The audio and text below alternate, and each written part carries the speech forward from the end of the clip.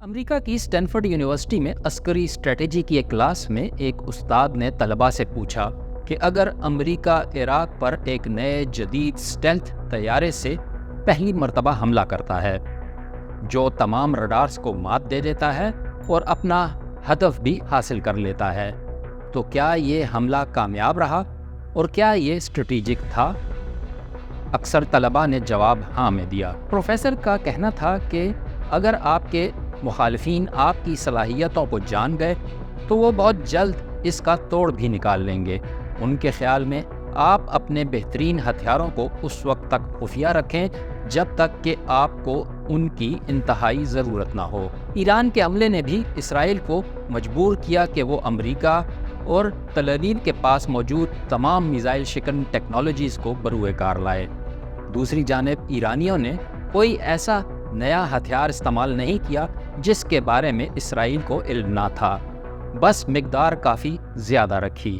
عسکری ماہرین کا خیال ہے کہ ایرانیوں کے پاس اب تقریباً مکمل نقشہ موجود ہے کہ اسرائیل کا میزائل دفاعی نظام کیسے کام کرتا ہے اور اردن اور خلیج عرب میں امریکہ کی تنصیبات کہاں کہاں واقع ہیں۔ اب تک کی ملنے والی معلومات سے لگتا ہے کہ حملے کا مین ہدف ریگوف کا فوجی اڈہ تھا۔ اس کارروائی پر ایران کا کتنا خرچ ہوا یہ تو معلوم نہیں، لیکن اسرائیلی میڈیا نے رپورٹ کیا ہے کہ اسرائیل نے اس حملے کو روکنے کے لیے تقریباً $1 ارب خرچ کر ڈالے۔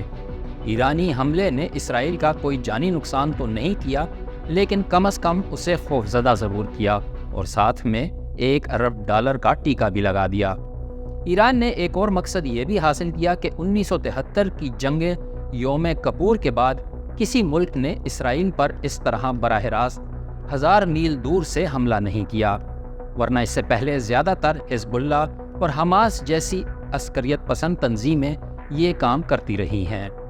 اس سے اسرائیل کی فوجی بالادستی کا وہ تصور بھی ختم ہو گیا کہ خطے کے کسی ملک کی اتنی جرأت نہیں کہ وہ کھل کر اسرائیل کے سامنے آ سکے۔